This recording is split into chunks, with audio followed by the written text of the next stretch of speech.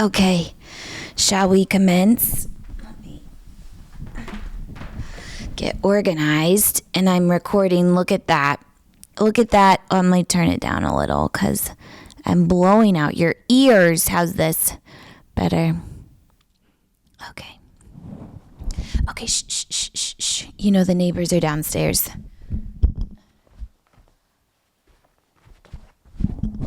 And they can hear every word I say because they're on to me. They don't like what's going on around here. I know they're trying to catch me. They're trying to catch me doing something funny, but they're not gonna because I'm tiptoeing. I'm tiptoeing around here on literally the big ball of my big toe. I don't even let my 8 other little piggies touch the floor with them around. So what? I wanted to try on an outfit on a Saturday night, spent high and alone because this is how I like to spend my time. I put a boot on it, click, clack, clack, clack, clacks on the floor. What have I done? It's 10 p.m. I put the booted foot. Oh my God, I just stomped so hard. Fuck. Sorry. I put the booted foot on the dirty sweatpant, drag it across the floor while the other socked foot follows behind. 1 and 2 and 3 as to not make a sound, because what would I do with a little bit of criticism besides die inside and never leave my apartment again? And I don't need help with that, okay? But let me light a candle for all of those who have been burdened by my big stomp, or who can't be with us this Thursday because they're off doing other things, or they didn't download it in their time for work, or I don't know, they're off of me, but please come back. This one's for you. And for the mentally illers.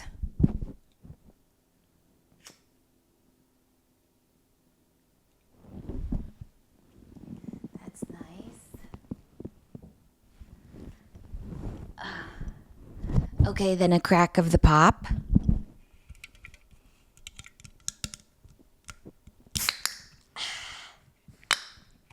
I recording? Yeah. I cracked it by the mic so you can really hear it. I saved this for you.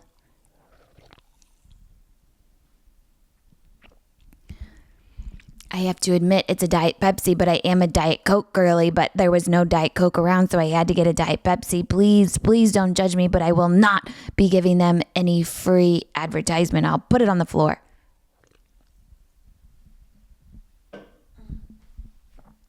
Also, I just got back from an aqua gold facial, so if my face moves funny, it's because it's numb. I can't quite move my lips the way I want them to move. Between that and the Juvederm, they're kind of stuck, like 2 inner tubes. And you know what? I like it. I wanted to treat myself after these 2 hard weeks of work. So I got myself a little puncture to the epidermis filled with Botox and other nutrients that'll make me glow like a baby. Some say it works better without the numbing cream, but I wouldn't know because I actually like the numbing cream, because I don't want to sit and suffer in silence like I do every day of every life that I've had, which is just this one, I think, so far. Just kidding. I know I've lived again. Anywho, I don't know if it's a scam. I don't know, but I am the ideal demographic for a scam, so sign me right up. But I think I see a difference. Call it placebo. I am at risk of the placebo effect, but I think I look a little more plump. Plump. So that's what I've been doing. But I'm not gonna sit and tell you, oh, how do you stay healthy? How does your skin look like that? Oh, because I have 1 spinach and banana smoothie a day, chased by ice, lemon water. But before I drink it, I dunk my head in it, and then I drink the dirty water. It's like eating your placenta. Everything that comes off your face, you need, and you need it in your digestive tract. It's like a fecal transplant, and that's how I stay so fresh. No, I have tiny droplets of Botox on my face with amino acids. The Botox that I just got doesn't make your face not move. That's the numbing cream. It just makes the pores go away like glass.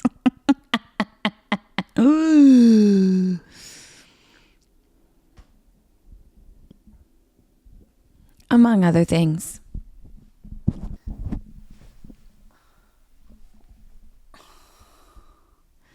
There's a hair whip for you for those who are listening. Let me narrate what's going on in my body language. Okay. Among other things, I have a fear of being abandoned. What's new? Is she broken or was she broken?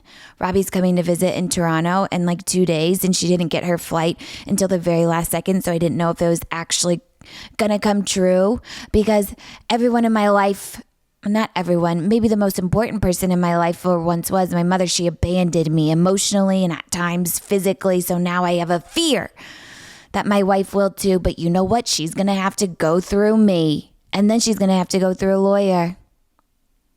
But it doesn't matter when I buy new sheets and new towels and I wait for her to come. But what if she never comes? These thoughts, they take over my mind. Relax a little, why don't you?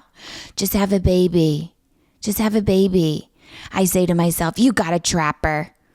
Now it's time. What am I, poking holes in a lesbian condom? I don't want to raise the baby. And I'm not too big to say I will be jealous. I wouldn't like it if my wife gave it more attention than me. I just wouldn't like it, but I do. I will have to be next to her in her lap the whole time, which is hard because I'm quite larger than her. My head is bigger than her too, which we struggle with in photographs. I have to stand back. She has to stand forward. We need a couch that's big enough for us to lay horizontal right next to each other. So I know we're watching the TV and the same exact way we're perceiving the same things. We have the same eyes. And I can look back subtly and know she's still there. No, she's still cuddling my body and she hasn't left me. This is how deep the fear of abandonment goes. I would lock her in the basement. Handcuff her, give her bathroom breaks, and feed her and water her 3 times a day. Now I understand the obsession. I can't let myself have it all. I'm working and I'm in love. It's too good to be true. The doom is impending. And it's taking over my mind. Is she going to enjoy these sheets? Is she ever even going to come and be in them, tangled with me, hopefully naked, staring into each other's eyes for a good 7 seconds before bed, whispering sweet nothings into each other's ear? Get off your YouTube is the sweet nothing. Put the phone down and touch me.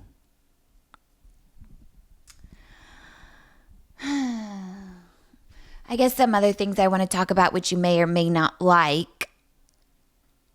And no, I'm not talking about the World Series because I don't even like it.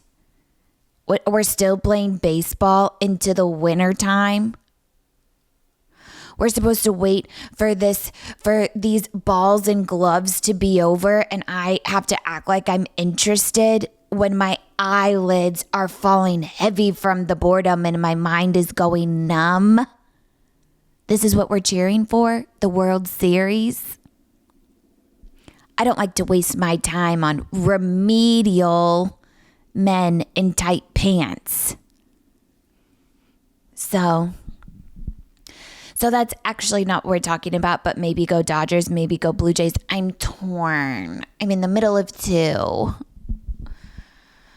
But some more important things, the mayoral race. Cuomo v. Zohran.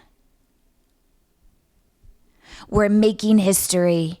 Even if you're not a New Yorker, do not stop listening. Don't press the pause button. Don't press the stop button. I swear these are things you're going to want to hear. So keep going. I beg of you. Let's get the numbers up.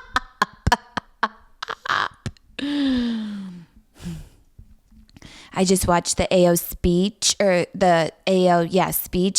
the most recent rally. My girl, she is my president. She can bring tears to my eyes in her fuck-ass bob.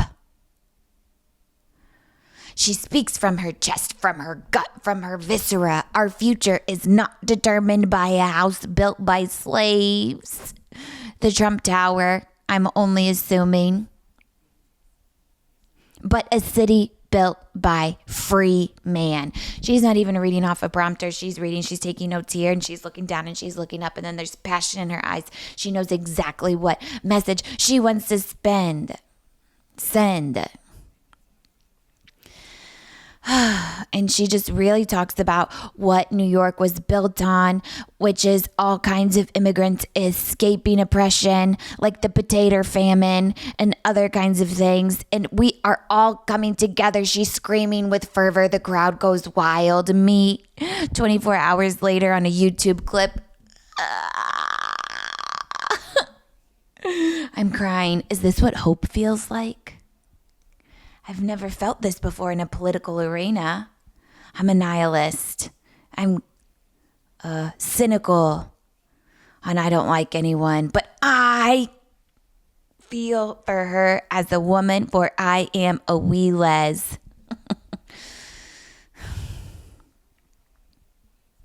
New York is not for sale, Zohran says. There's no price tag on this city. Get it off.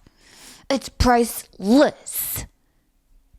This isn't a dollar store around Park Central and 45th Avenue. I'm not meeting with you billionaires, he says.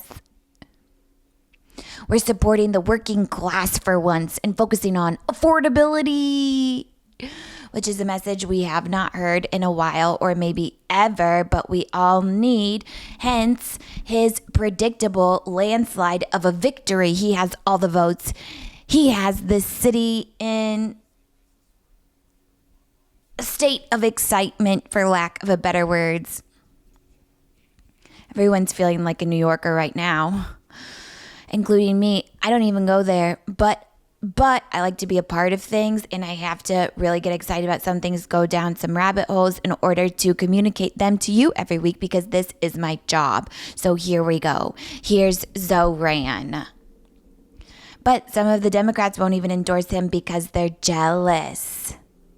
Because they don't like a young man that's sending a better message than them, because they're all being lobbied by the billionaires' money, they say. So they're tied to what the billionaires want. Come on, Dems.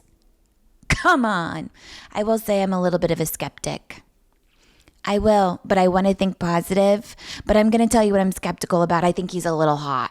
I think he's a little too hot. I think his eyes crinkle in just a way that they may not be trusted. His smile's a little too bright. It'll melt you, and you won't know. You won't know what to really think when you're melted into a puddle or a wax doll. You're going to lose all of your critical thinking skills, all of your discernment while looking into those big brown eyes. Okay? So what? So there, I said it. But what are we supposed to do? We like his messaging. I especially like the bit where he said, and we will take down the final boss of scaffolding in New York. But isn't that a part of New York now? Haven't we become attached to the old scaffolds, to the old ugly things that we're looking at, but then they protect us from the rain and the snow in the winter months? Haven't we? This is a part of it. You love the good things and the terribly ugly things that you can hang off and make TikToks. But the crowd seemed to like it. We'll see. Maybe that'll be the last thing. This is what I'm saying. It's the unsettling brown eyes. Don't make promises you can't keep about the scaffolding. But yeah, we want affordability. We want to freeze the rent. Because we're not free. We're not free with the Second Amendment, or being tied, or living from paycheck to paycheck, are you? Because it eats you alive, not the food that you cannot afford. But the worry about money because you're not going to be able to go out on a Thursday night with your Broncos cheerleader friends after working all day from 7 a.m. to 8 p.m. for $20 bottle and board night at the local charcuterie place. Even though you have 2 jobs, you don't know if there's $45 in your bank account that's going to be enough to clear the bill because our rent prices are too high. Health insurance is too expensive and I'm not getting paid enough. That's not freedom. And you know what? He is young. He's young. He's 33 years of age. Who are we to say? But have you ever had any life experience? Have you ever been through it? Have you ever fought with your psychiatrist that you can barely afford over the prescription of a Valium? Of an Ativan, maybe? If you don't give it to me, I scream over DoxyLink or whatever secured video I'm talking to you, but I'm airing out my own laundry. If you don't give it to me, I'm going to get it from Mexico. And we don't know what these things are laced with. Have you ever had the feeling when your dumb, douchebagged, probably gay boyfriend doesn't call you when he says he was, abandonment issues? Socialism woes. I think men would treat women better if there was free healthcare and a sense of equality. How about that? Have you ever scrolled through the demoralizing LinkedIn website trying to apply for a job with mysterious qualifications? You don't know what any of this means, what it could mean. It's in some kind of a jargon that I think they just made up to sound impressive, but they don't even want you. They don't want you because you don't have enough years of experience or something like that. So freeze the rent. Freeze the rent. Make your eyes cold when a cryogen to the dry ice. It can never melt. Ooh, freeze the rent. Freeze the rent.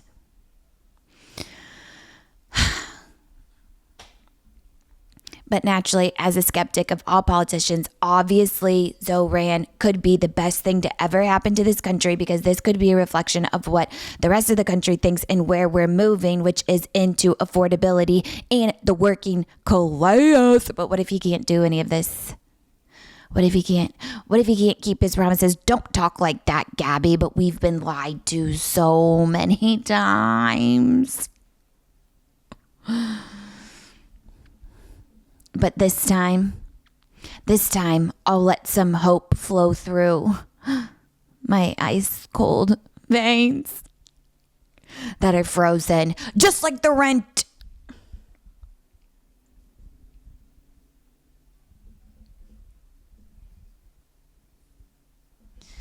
He did have a funny bench pressing bit, I guess, because like he can't really bench press, but he was challenged to do. How many times am I going to say fucking bench press? Obviously, he's pandering to the bros. I don't even have to give it out. I don't even have to get it out with the vocabulary like bench press. Anyways, he was laughing at him. Everyone loved him, but he's trying to get the young man's vote. We're trying again to get the young man Republicans vote. I have an idea. Why don't we make them feel like a woman has felt for once? What about men's suffrage? Suffrage doesn't mean what you think it's supposed to mean, which is causing suffering. Suffrage means, I guess, the right to vote. Take away men's suffrage. And then we wouldn't have any problems. Women know, we know what decisions to make. We have an intuition. We have compassion and empathy. So we watch a couple YouTubes. Maybe we do a wiki search, see where they come from, see how they speak, what are the policies they're running on. Okay, got it. Okay, he likes the gays. Okay, here comes my vote. That's it. That's easy. You don't see them trying to get the young woman's vote because we always vote the right way. Well, if the men weren't in the picture, then we wouldn't have a problem. So why don't we oppress the oppressor for once and see where it gets us? I bet it's going to get us pretty far. Just an idea.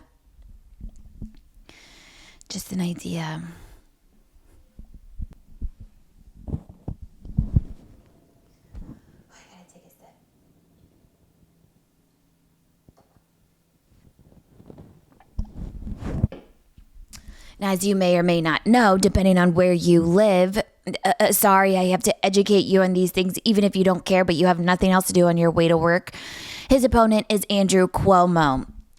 All I knew was he was a little corrupt. Cuomo, I thought he was previously the mayor of New York. I didn't know he was a bedeviled, wax-faced man with soulless eyes. What's behind those soulless eyes is depravity. I didn't know he was like all of that. He had been impeached. Too cute of a word. I was impeached.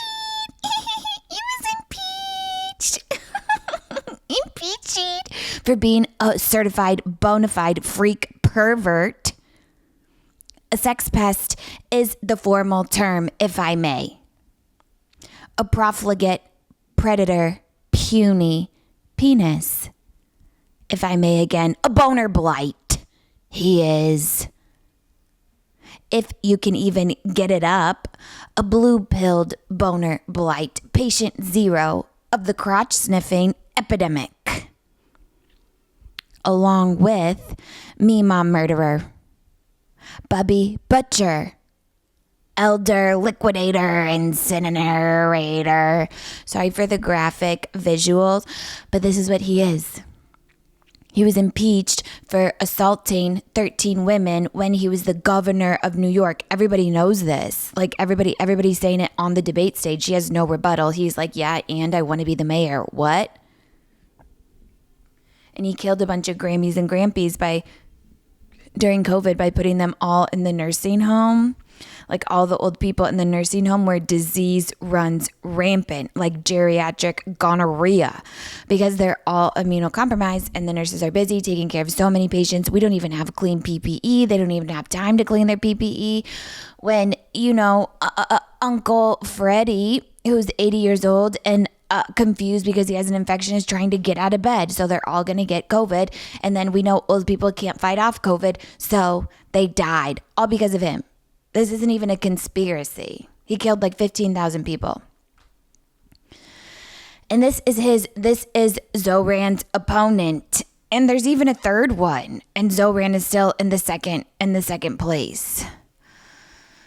And he's actually so dumb. It's like, okay, they just get it, like on the debate stage. This is as if this is what happens. His team gives him a sheet of white paper. It's a flow chart. He has categories like this. Like boxes, and it's like, okay, if they ask you a question on what have you done politically as a governor, and then there's two umbrellas. One is sexually assault 13 women, and the other one is decrease homelessness by 4.3%, and he chooses that one.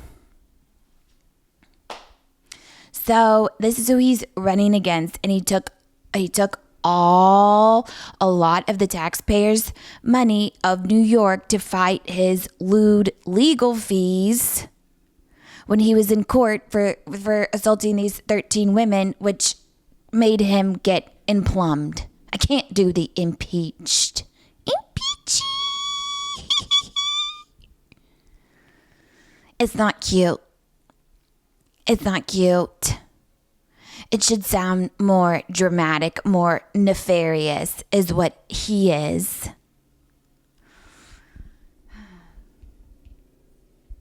So and he's the Democratic candidate. I don't know. He reeks of a Republican to me, which brings me to the Republican candidate, the real standout, Curtis Sliwa. Nobody's ever heard of him before, that's for sure. But he has a presence on the debate stage. I thought he was the moderator because he was seemingly not an either or conversation and didn't have any kind of vengeance against Zohran or Cuomo, was just kind of staying in his lane, doing his thing, but he has good quips. This Curtis Sliwa. Let me give you a background. He wears a red beret constantly for the last 40 years. This is who Trump wishes he could be. But I'm not worried about Curtis's scalp being yeasty and ridden with spores because he survived multiple gunshot wounds. When I say multiple, I mean multiple. We only know of a mere 7. And I'm sure there's more. And all that he has left to show from the metal shards that exploded in his back, is Crohn's disease. This man is invincible. They asked him, "Oh, have you ever smoked weed?" He's like, "Yeah, I got shot 5 times in the back of a cab." What? No, he's like, "Yeah, I've smoked weed after I got shot and I have Crohn's disease." And they're like, "How do you use transportation?" He's like, "Well, not in a yellow cab because, as you know, I got shot 5 times in '94 by the Goodneys and Gambinos, which I think is the mob." He doesn't care. He doesn't care. He's still up on that debate stage. And he did take a business model from the mob, this Curtis Sliwa. You guys have to look him up. He's a very interesting character, as he ran his own Robin Hood citizens arrest of sorts in New York in the 70s. He got a whole bunch of citizens to fight crime. They would break into cocaine dealers' houses, steal the drugs, steal all their money, and give both the drugs and the money to the soup kitchen. Maybe not the drugs, but they went right over to the Catholic Church. Here, get yourself some canned goods. And honestly, he could have given them the cocaine so they could revise the Bible on some amphetamines. You know? And during these break-ins, this is one of the times he got shot. He was like shot twice in the chest, totally fine. Like I said, Crohn's disease, nothing a little medical marijuana can't fix. He was already going to jump out the window himself. But then he was held at point blank, shot again, and then pushed out the window. And here he still is somehow alive and running for mayor. Also won't take a dime from billionaires.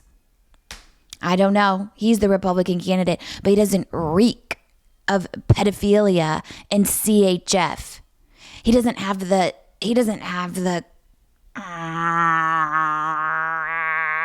molestation grease of DW40 all over his body like the Republicans do. And might I add, some Democrats. I hate to say it, but nobody's perfect around here. And he has good quips. To Cuomo, he said, if you're under 30, he's always flirty. And he said, what is he, slapping fannies and killing grannies? Everyone knows. Everyone knows that there is creepy corruption in his dirty dick, Cuomo. In that vast deference lies non-consensual, debased rape fluid. In the sperm lies your tax money. In the tip of the peen lies Machiavellians. Freeze the rent. Freeze the rent. So you can kick out your boyfriend who's been squatting there, but you don't want to pay the rent on your own, even though he eats whole rotisserie chickens right in front of you. And when you walk away, he hides the carcasses under the couch because he's a disgusting freak. Freeze the rent.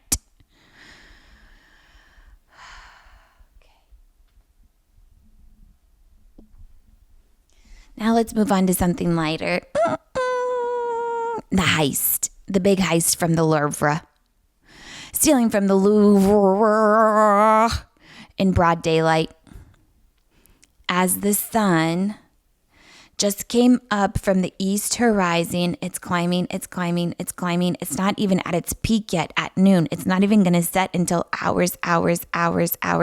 In the mid-morning light, the Louvre was broken into. Priceless pieces were stolen.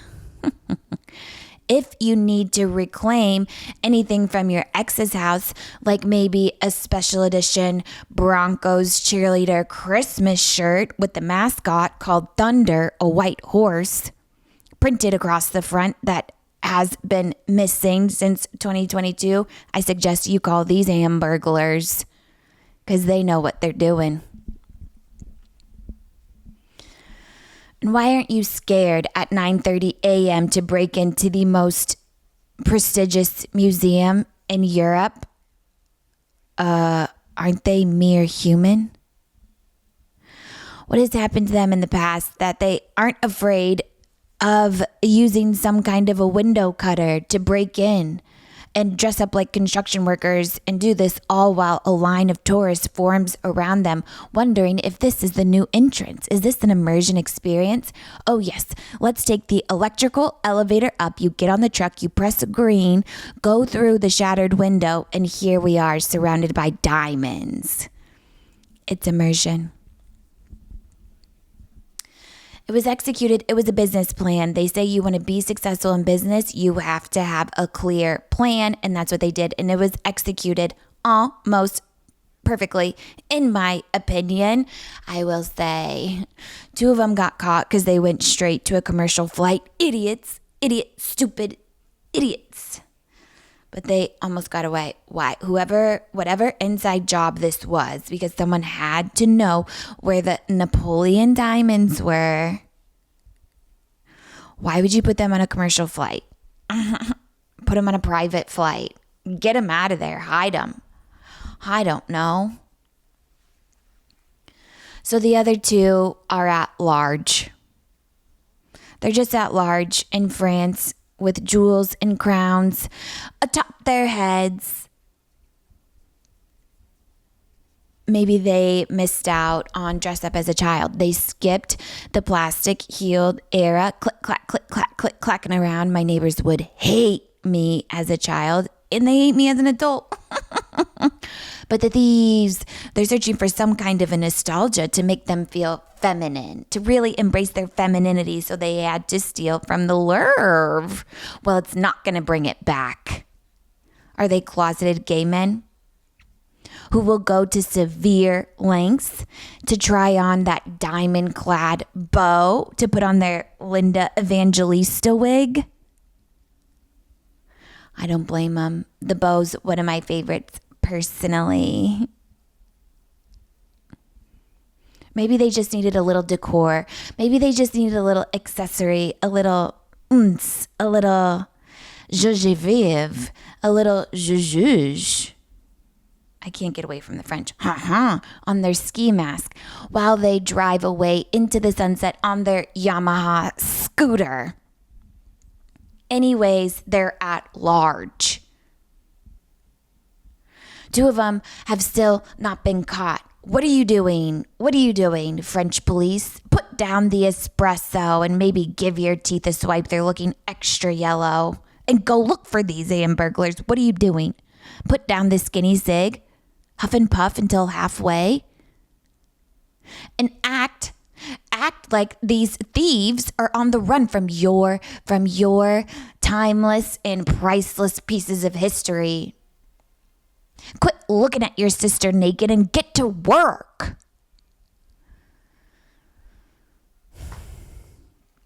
They don't care. They just don't care. They're waiting for the sapphire jewels to be listed on Facebook Marketplace for probably $1,800, one for each year that it had lived. And if anyone sees this listing, please let me know. I'm looking for some jewels. 2, I don't have my crown atop my fucking head like I should for winning a scholarship pageant. I wouldn't trust the Louvre. I wouldn't trust the Louvre with my rhinestone crown, with my plastic crown with hot glue. I wouldn't put that in there because they don't have insurance or security. Security took 7 minutes to get there. What were you doing? Digging in your butt? What were you doing? Plucking the hairs from your dirty butt, wondering why you can't wipe it clean with the 2 toilet paper? What were you doing for step? What were you slowly somersaulting? Parkour in slow motion before you got to the alarm? No, they're understaffed because they're underpaid and unionized, and we need to take a lesson out of their French book. I'm sure the prime minister made a statement, but it's like, who even cares? Who even cares about you? Who even cares about you? With all the drama that he's in, his first lady being also a groomer, pedophile. who slapped him right across the face in a video that we can see. Did you guys see that video where she slapped him? It was like one of those slapping contests. It's like MMA in a rink. They do it in Vegas, but open slap. You hit as hard as you can, kind of on the ear. That's what she was doing. For sport, it looked like she was enjoying it, but it was caught on camera. So nobody wants to hear about what you think of the Louvre being broken into, because maybe if you were more of a man, you wouldn't get slapped and you would be protecting these priceless crown jewels. And of course they weren't insured, because who can afford insurance? But I think this was an organized crime, an insider job. The Don, the head of this job being Sabrina Carpenter. I'm sorry. She likes Bob Mackie. She likes sparkly things. She's always clad in some kind of a sequence or a sparkle, and too much will never be enough. She's insatiable for many things, and she needs these jewels. She's probably been to the Louvre many times. She has resources everywhere. She's mapping them out. Okay, go here. These are where the diamonds are. And give them to me while I finish out my sweet and short tour. I forget, my man-child tour, so I can put them in my next surrealism music video. And then people will reverse image search their vintage from the Empress of Napoleon in the Louvre Met Gala Museum. Can't have them. Can't have them. It was her or RuPaul. It was. Those are the only two, really. I know I'm speaking a lot about France and in French lately, so let me switch to another topic. Canadian French. My time here in Canada. And I've had various drivers. They are here, the drivers, they're everywhere, and they're interesting. So let me start at the beginning. I had a nice driver who took me from the airport to home the night I landed. He went to a Chris Brown concert the night before, no judgment. He said we must separate the art from the artist. Of course. He was like, yeah, he was canceled from all the Rihanna stuff. I'm like, yeah, the Rihanna stuff.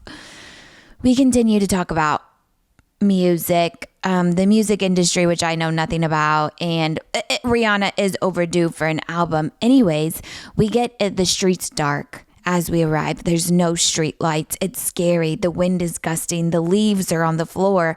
So he helped me find my Airbnb in the dark. Sketchy, maybe. He was my only hope, my only shot at making it in with his little flashlight. I should have been quicker to shoo his little fly ass away, but I didn't have any other option. I needed somebody. He was shining the light on the lockbox while I opened it. Look away, I said when I was entering the code. This code isn't working. I showed him the message. No, I didn't. I figured it out. We got in. As I'm fiddling with the key, he moved all 5 bags. Who knows how many tons? Maybe the weight of a small pig up to the curb. I haven't experienced this kind of chivalry maybe since I was an infant baby, because my biceps didn't work. I didn't have any muscle fibers to contract and pick up my own luggage. So I wanted to say thank you. I'd never have any cash with me, and normally if I don't have cash, I'll be like, do you have a Venmo? So I asked him. He was about to drive away. I knock on the window. He rolled it down. Do you have a Venmo? I exasperate. No. He says back, do you have a Zelle? He thinks. My sister has a Zelle? Okay. My sister has a Zelle and I owe her money. If you would like her information. Absolutely, I reply. Give me her information. I will send her a Zelle. So he sends me her information in the morning. It was too late in the night, about 1 to 2 a.m. to ask her for an email that night. I get a text the next day. I type in the email to the Zelle, and in the memo I said, the money your brother owes you. So that was one. I let him know I sent the money, and you know what? I haven't heard back since. But it's okay. He earned that money, and his sister. I didn't know how much she owed her. I wasn't gonna get into it, even though I wanted to, because I'm like, how much are you expecting that I give to you, but then give to her via Zelle, and you're excluded? Should I assume? So I just gave her however much I was gonna give him, and I hoped it covered it all. The next driver I have, I'm sorry, was a dear French man with a Casio watch. At least it wasn't an Apple Watch. French music blaring in the background. I forget where I'm going. Oh, I'm going to the spa. These French people, they're on me like flies on shit. Insane.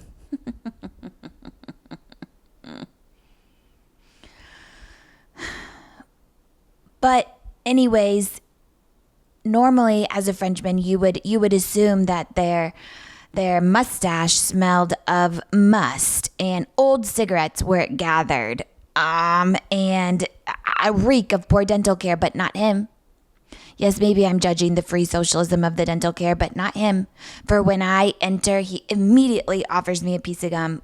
Did I breathe wrong?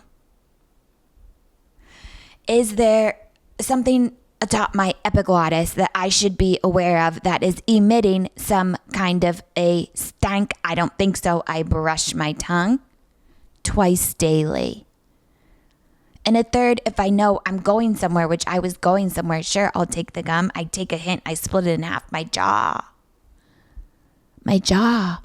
cannot chomp, chomp, chomp on a full piece of gum.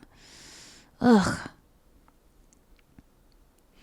So I take it, and I put the other half of my purse in. Who knows what the other half is going to come out with, because who knows what lies in the bottom of my purse. Lip liner, pencil shavings, crumbs from God knows what, dust of propanolol. I like to take a nibble of a pill at a time. Sure, maybe it's not scientific or recommended by a doctor, but who are they? I want a half here, a quarter there. If I don't have a scissors, I have my incisors. So this gum, if I want a taste of everything at the bottom of my purse, I will put it in my mouth. He also has French music blasting. He asked if I want him to change the channel. No! I scream, no! I like it. I find the little, excuse me, whatever, the album cover in the back. I take a picture of it to listen to for later, because I have exquisite taste, a cultured palate. What else could you say? I think that's it. So then I look it up and I clean to it, and you know what? And I start singing along. I have it blasting outside, my last cigarette of the day, but I don't have a mustache, so it's not gonna suck up the must and the fumes. I do have a mustache, but I shave it. And I think I can decipher the lyrics, actually. I know exactly what she's saying to me. There's a guardian in her legs.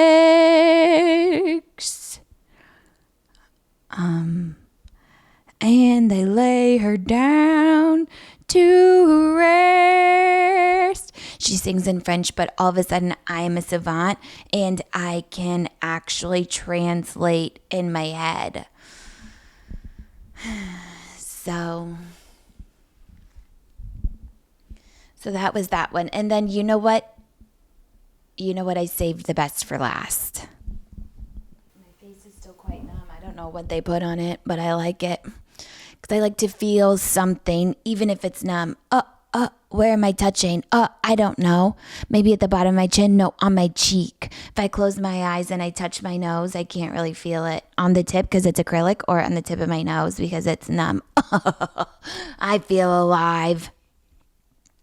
Okay, anyways, the last one. Save the best for last. I have another driver, a nice young Canadian man. We start small talking, and I would like to shove my head out the window like a golden retriever and slowly roll it up electronically. He wants to go to Malta. I say, don't do it. He's like, oh, everyone speaks whatever. It's like a hot tourism place. I'm like, don't do it. The food's not good. It's very expensive. There's one cobblestone road to get your sous vide, and that's about it. But don't listen to me. Don't take my word for it. Okay? We chat a little more. The window gets tighter and tighter around my neck. I bring up my wife, my hubby baby Robbie wifey, my one true love who shall show up any day now. She is filming her comedy special today. I could barely rest. I took all of my good luck charms with me to work that day. I'm rubbing the Buddha belly. I'm praying to Hashem. I know she's going to do good. I can't rest until she rests.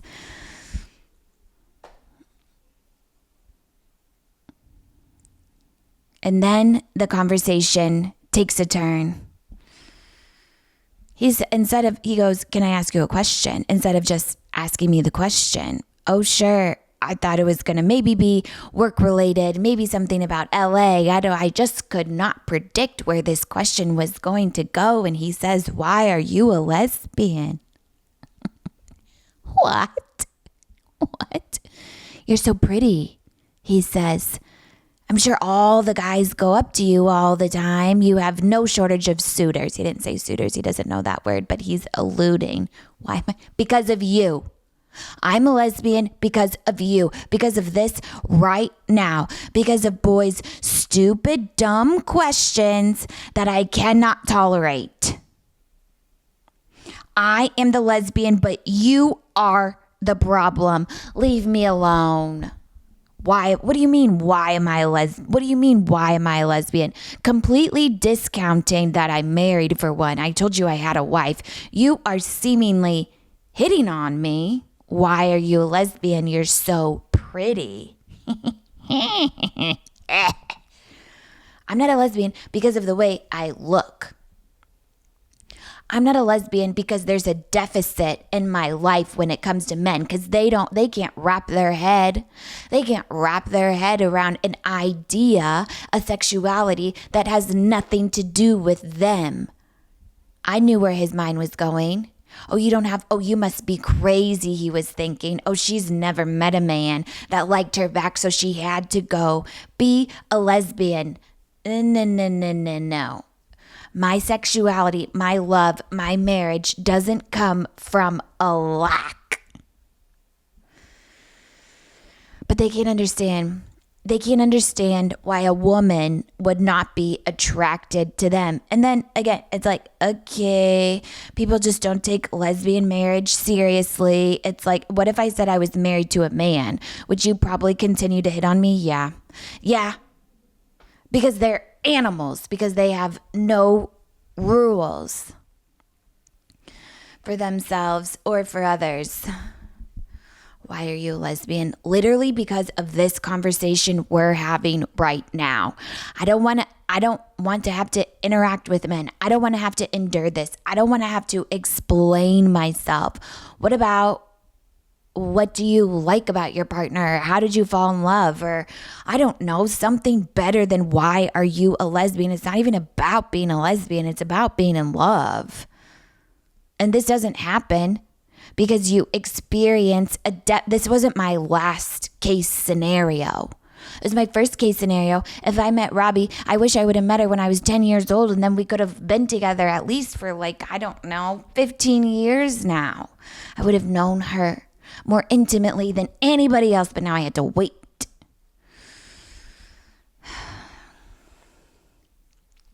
Lastly, I love the Canadian women around here. I love it. They're rough and tough. And I had a particularly rough one drive me home the other night, and she introduced me to one of my favorite sayings. It goes, summer teeth. Summer teeth. Summer there, summer not there. Until next time.